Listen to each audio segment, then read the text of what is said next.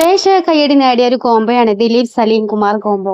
ഒരുമിച്ച് അഭിനയിക്കുമ്പോൾ അപാര ടൈമിങ്ങും പെർഫെക്ഷനുമാണ് ദിലീപും സലീം കുമാർ തമ്മിൽ. ഒരുപാട് സിനിമകൾ ഇവർ ഒന്നിച്ച് അഭിനയിച്ചിട്ടുണ്ട്.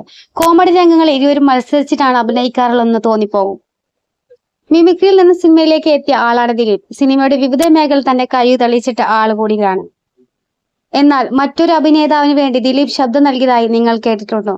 എങ്കിൽ അങ്ങനെ ഒരു സിനിമ നടന്നിട്ടുണ്ട്. വളരെ ശ്രദ്ധ വേണ്ടുന്ന ഒരു ജോലിയാണ് ഡബ്ബിംഗ് എന്നത്.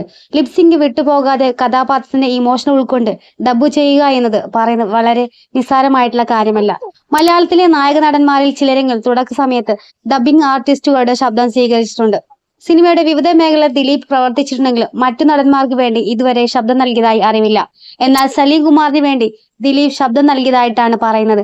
17 വർഷം മുമ്പ് ഇരുവരും ഒരുമിച്ച് അഭിനയിച്ച ചിത്രത്തിലാണ് സലീം കുമാറിന് ശബ്ദം നൽകിയത് എന്നാണ് റിപ്പോർട്ട്.